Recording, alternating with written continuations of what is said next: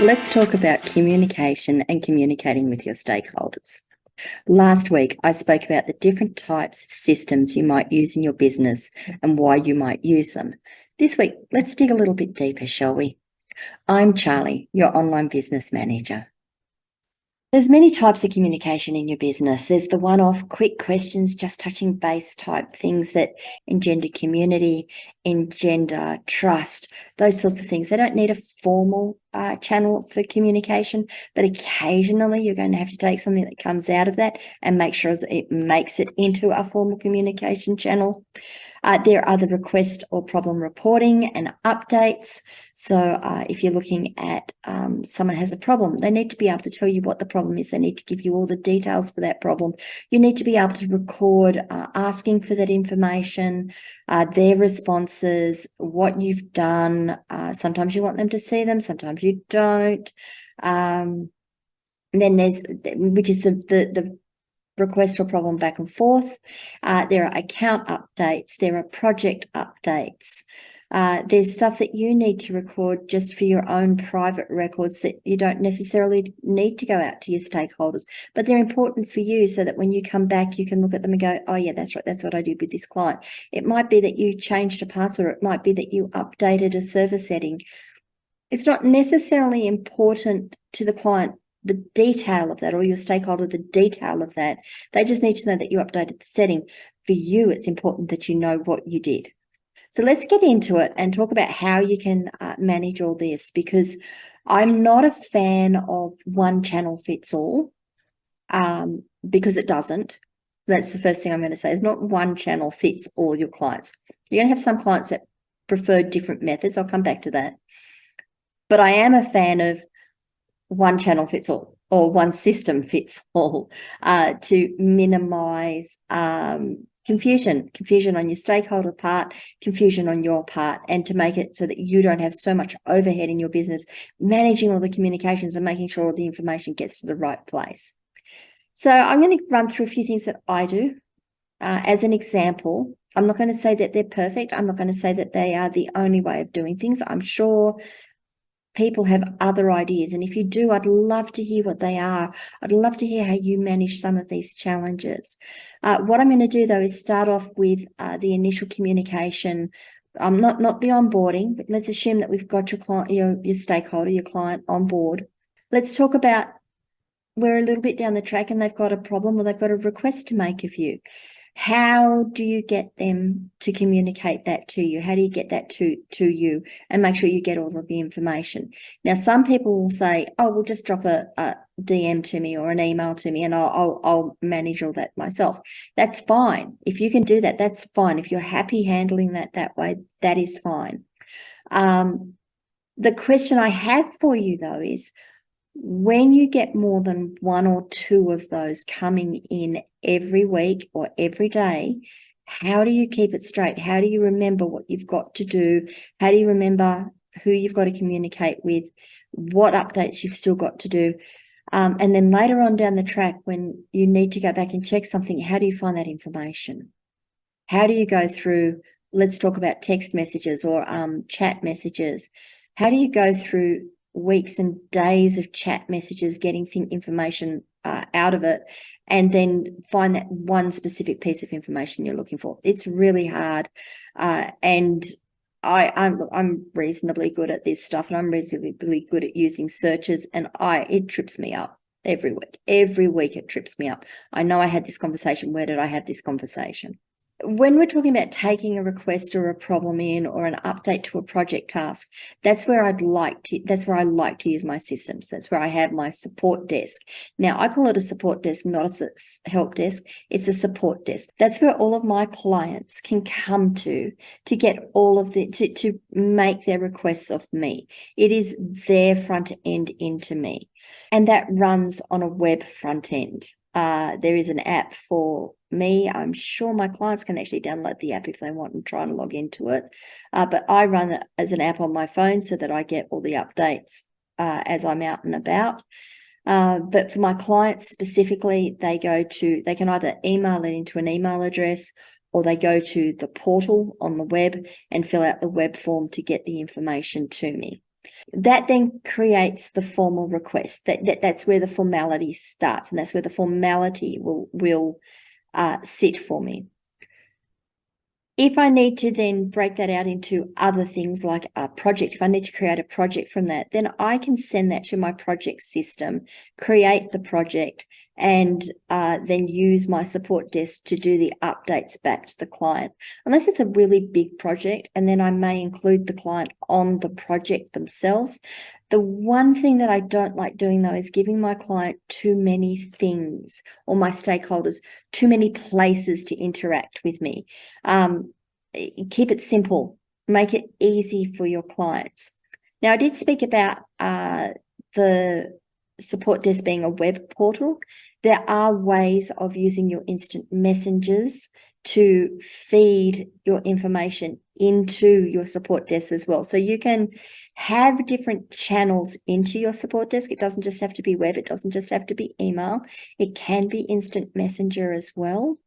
It can be text message if you use the right systems, or you can use the right integrations as well, so that someone can send you a text message and it just appears in your support desk. You don't need to worry about automating that yourself. You don't need to worry about transferring the information across. I still get people, though, that just drop me an email on my personal email or my generic support address, and I have an integration button that I say, oh, this is a help desk call. This is a help desk request. And I hit the button and it creates it in the help desk for me. Support desk, I should use my terminology correctly, in the support desk for me. And that then gives me a place to keep all of my information. I spoke about the one-off quick responses, the back and forth, the just touching base type stuff.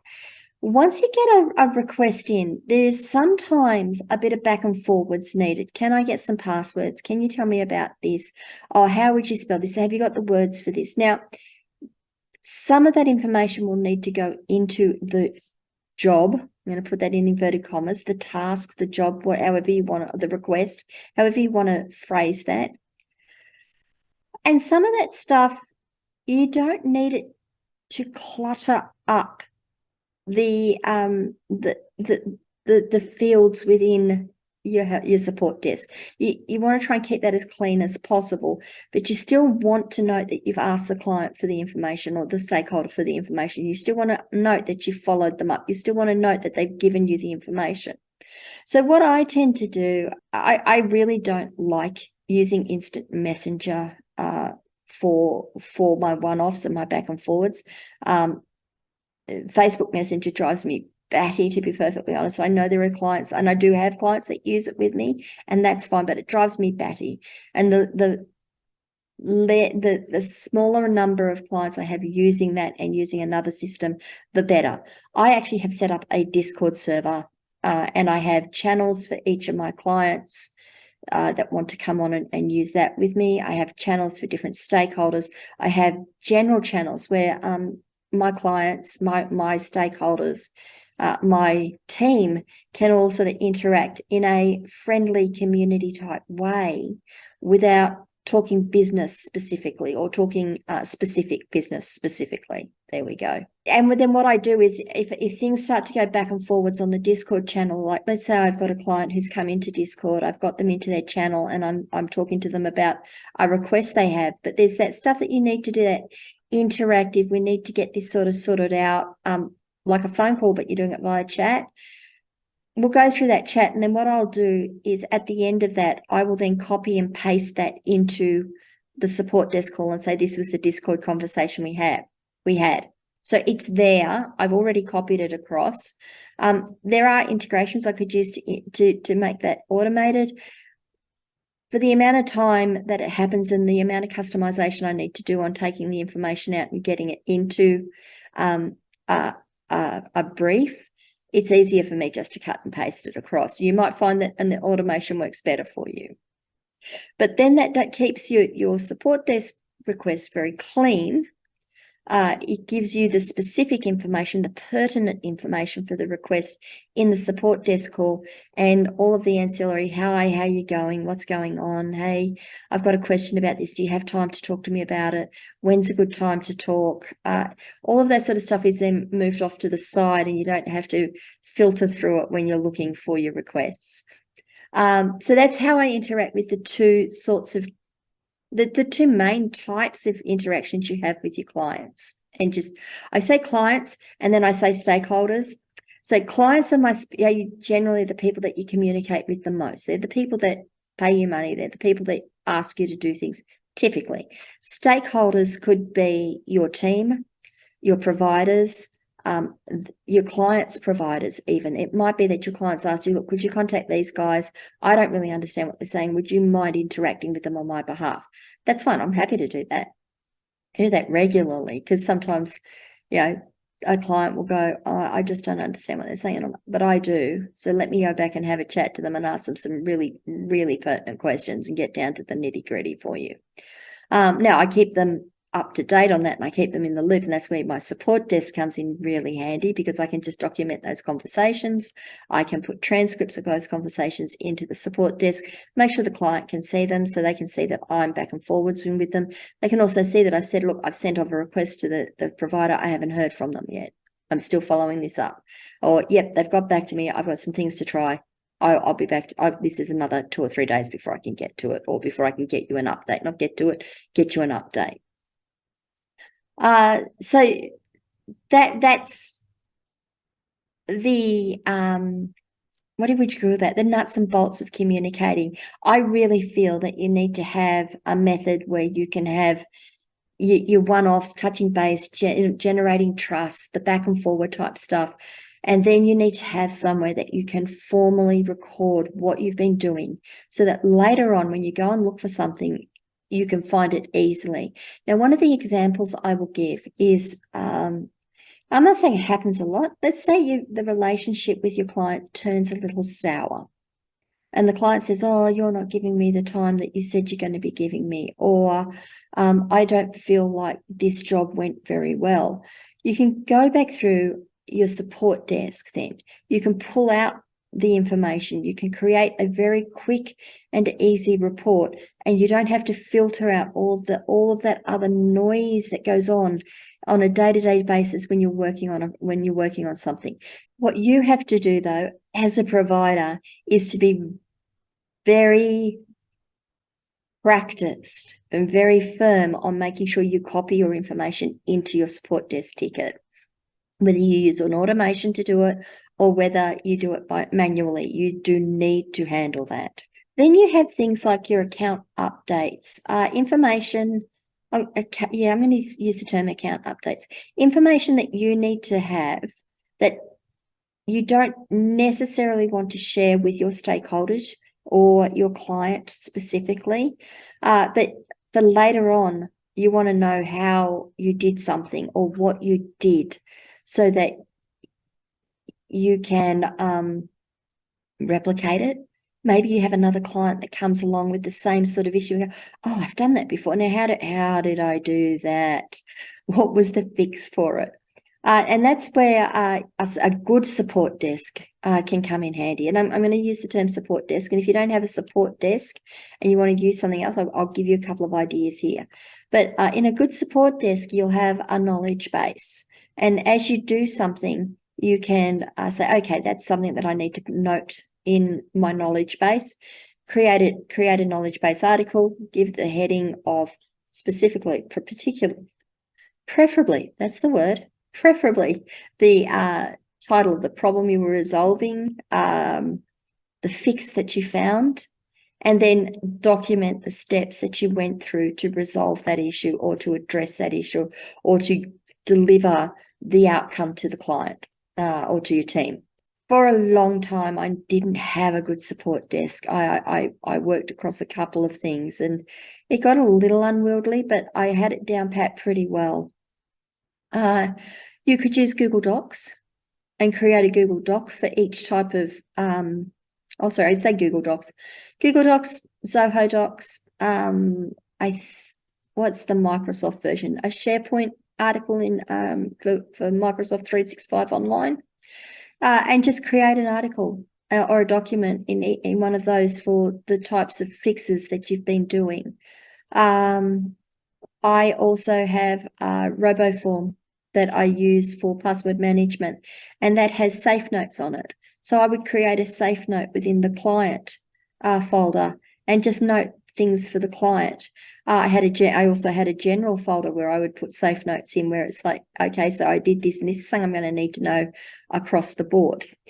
So the benefit of all of that is that they are all searchable, and you can actually go through and say, search all these documents for these terms. You could use hashtags in the documents to make them tags, if you like, tags that you could actually search and look for. You could just create documents on your computer and keep your notes in there. There's a myriad of ways you can record the information that you need to record. The question that you have is, how easy is it to find information once you've stored it? And how do you relate that to a particular problem, a particular client, a particular issue? So there's a couple of things that you can have a think about. I really, really like the idea of creating a community for your team and your clients where you can just do your back and forwards communications. That's why I did set up my Discord server for my clients and my team, and it works really, really well. We share some interesting stuff and some good stuff amongst ourselves on that. So why don't you tell me what sorts of systems you use to record your information for your clients?